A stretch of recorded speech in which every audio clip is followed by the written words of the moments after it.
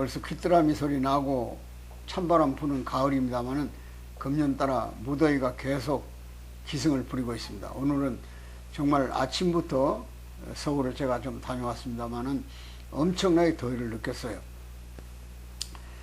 그리고 우리 눈앞에 다가온 명절, 추석, 민족적 대명절이죠. 오곡백과가 무르익고 조상을 기리고 또 우리 민족의 미래를 걱정하는 큰 명절입니다.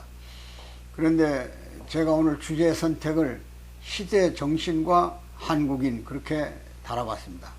왜? 한국인이 오늘의 시대를 망각하는 것 같은 저의 느낌이 몸에 자꾸 와 닿았기 때문에 그렇습니다. 그 말은 바꿔 말하면 어느 나라든지 위기를 부딪혔을 때 그 위기를 극복하는 힘을 그 나라 국민의 위기 극복의 힘, 다시 말하면 시대 정신 그렇습니다. 예를 들면 1919년 아무랬던 때 일제 강점기에 우리 민족은 분연이 일어나서 저 백두산 밑에서 한라산까지 전 국토가 태극기 물결로 물들었습니다.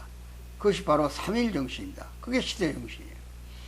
6.25 때는 국토를 지키겠다는 강한 힘으로 14살, 15살 먹은 학도병부터 전 국민이 자진해서 입대를 해서 6.25 전쟁을 승리로 이끌어냈습니다. 물론 유엔군의 협조가 있었고 또 여러 우방으로부터 지원을 받았지만 그래도 우리 강한 민족정신으로 6.25를 극복했어요. 임진왜란 같은 경우는 7년 전쟁을 했습니다. 그 이전에 또 거란과의 전쟁도 있었습니다. 병자호란 같은 때는 남한산성에서 44일을 버텨냈어요.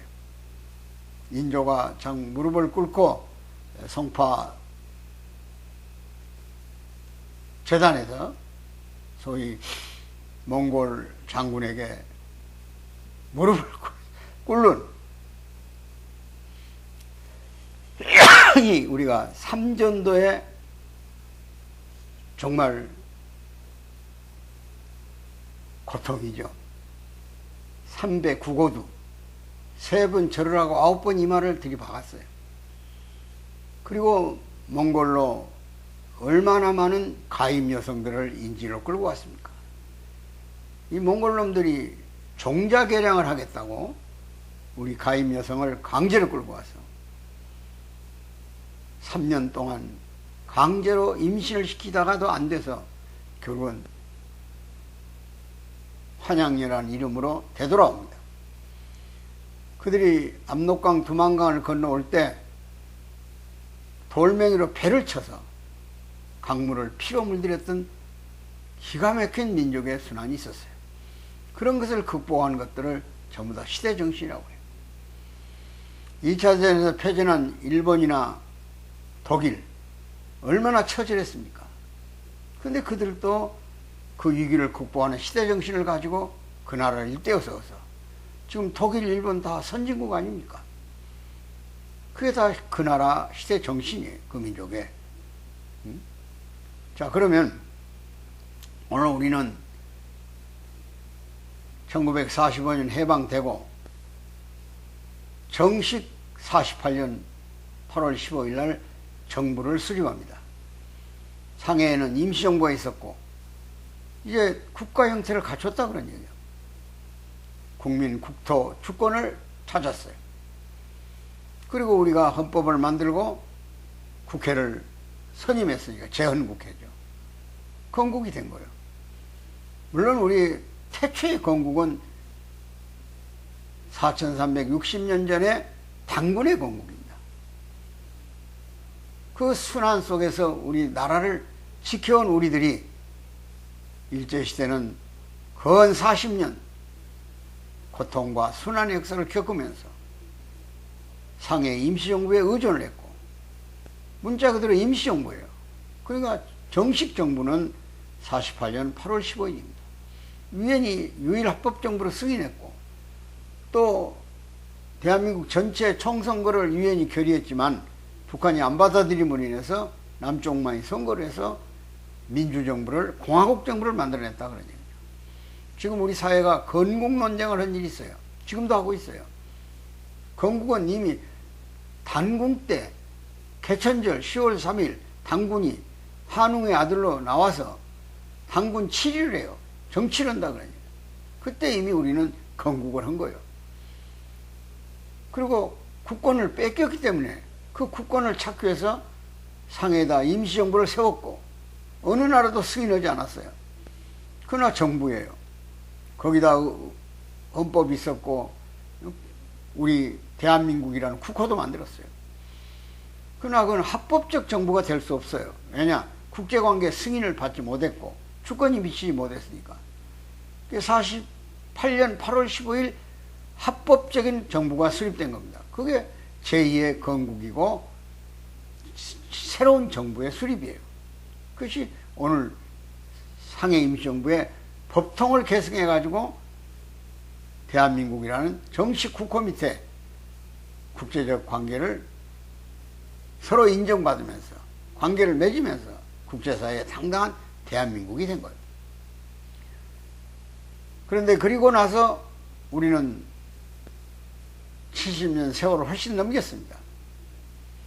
세계가 부러울 만큼 위대한 나라를 만들었어요. 세계 경제 대국에 올랐었어요. 반가운 소식입니다만 개인 소득이 일본을 넘었었다는 거예요. 아마 수출 규모도 금년 말에 일본을 넘었을 것 같습니다. 그러면 세계 7개 나라가 선진국의 우뚝 선 나라들이에요. G7이라고 그러죠. 미국, 영국, 프랑스, 독일, 이태리, 일본 그럴 겁니다. 근데 이제 일본을 제끼게 생겼어요. 대단한 승리죠. 그런데 우리 앞에 노인, 커다란 위기가 밀어닥치고 있습니다.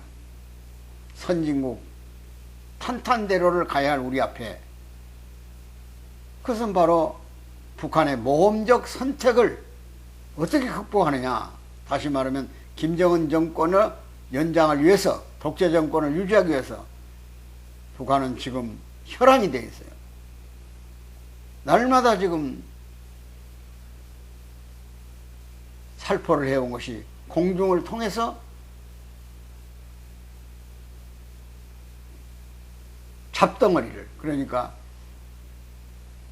낡은 종이 조각을 묶어서 풍선에 매달아서 남쪽에 보내요. 참 오물이죠, 오물. 지저분한 짓거리죠. 그들 말로는 남쪽에서 전단을 보내니 그렇다는 거예요. 전단은 고급스러운 거예요. 북한 사람들이 궁핍하니까 약을 보내고, 새로운 소식에 접해라고 라디오를 보내고, 경우에 따르면 달러를 보내요. 왜? 경제적으로 어려우니까. 도와줄 방법이 없어.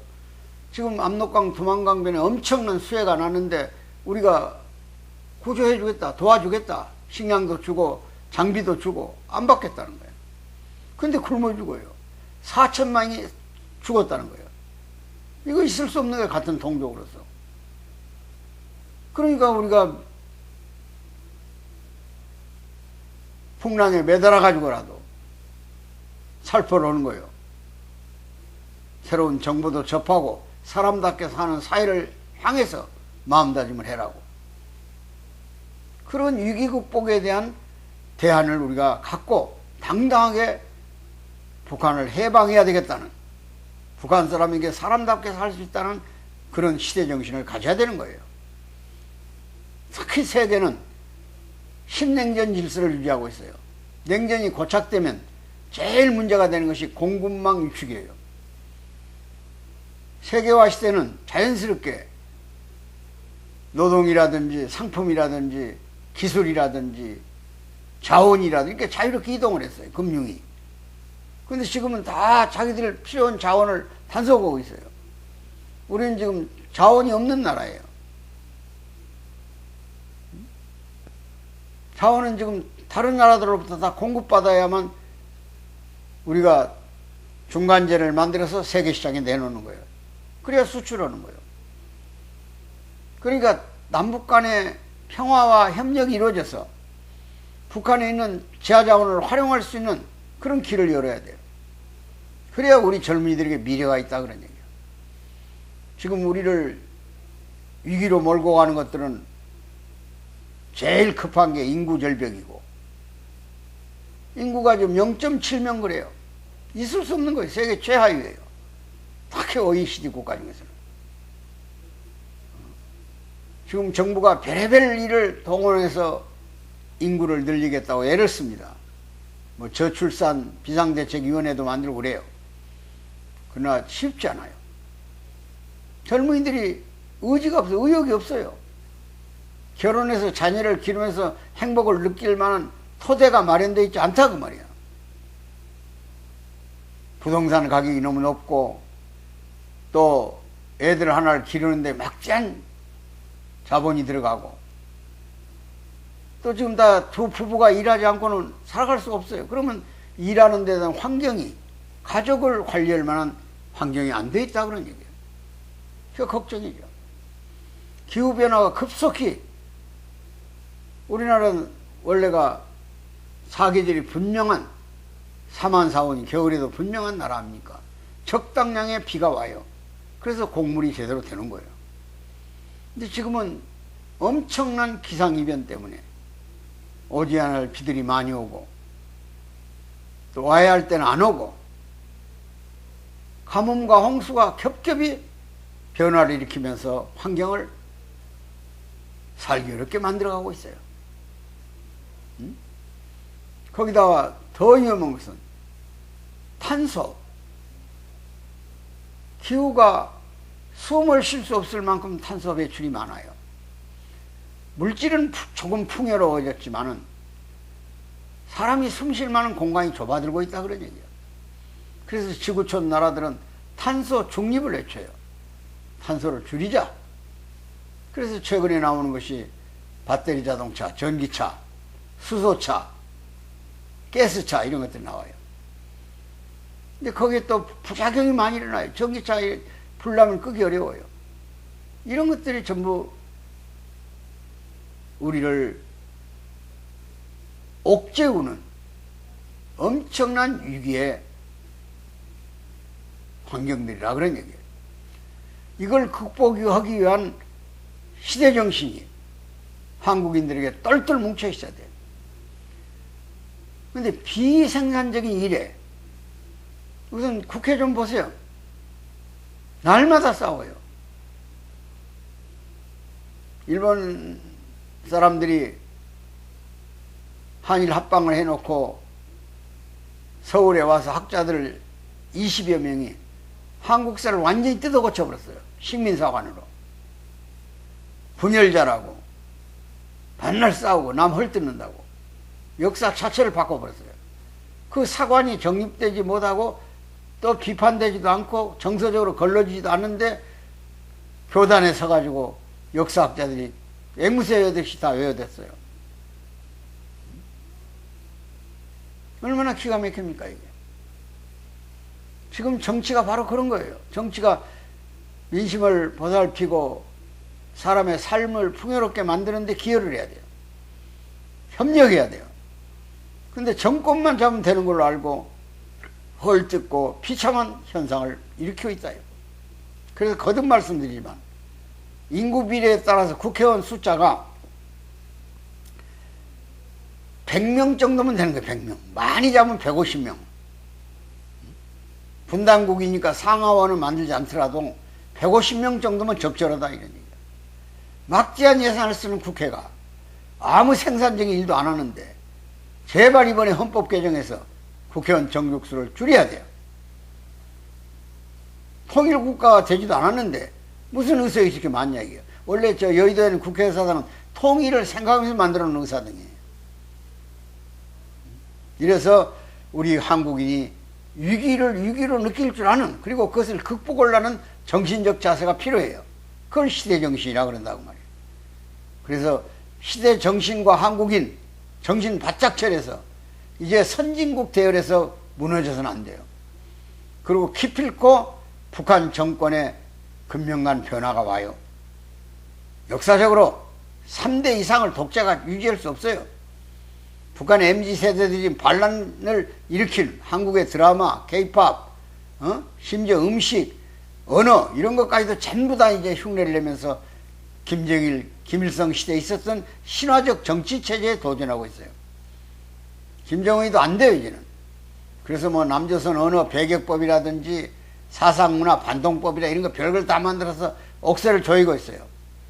남쪽 드라마 봤다고 해서 공개처형을 시켜요. 교화형을 내보내요. 15년씩. 그런 체제가 얼마 가겠어요? 분명히 그 체제가 무너지면은 북한에도 사람이 있어요. 집단 지도 체제가 들어올 겁니다.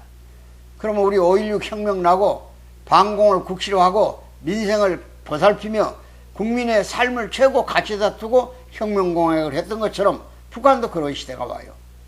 통일 준비해야 돼요. 독일의 콜 총리가 자기 회고로 이렇게 썼어요. 동서독 통일의 길을 하늘이 열어줬다는 거예요. 그 길로 독일 시민들이 들어왔다는 거예요. 우리는 정신적으로 바짝 정신을 차려서 시대 정신을 망각하지 않고 우리가 극복해야 할 사항들이 어떤 것인가를 우리 스스로 깨닫고 모두 배려하고 양보하면서 먼 미래를 보고 우리 후손들이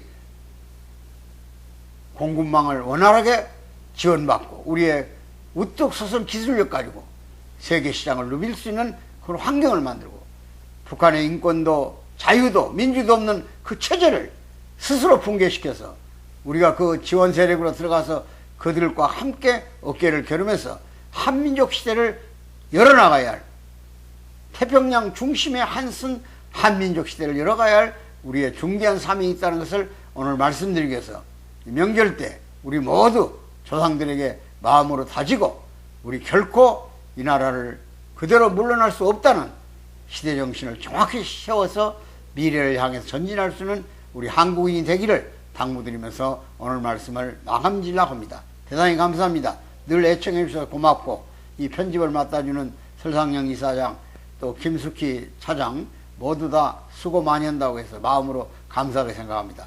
부디 여러분들께서도 깊은 마음으로 오늘 시대정신에 동참해 주십사는 호소를 제가 드리면서 마감을 말씀드리고 싶은 겁니다. 감사합니다.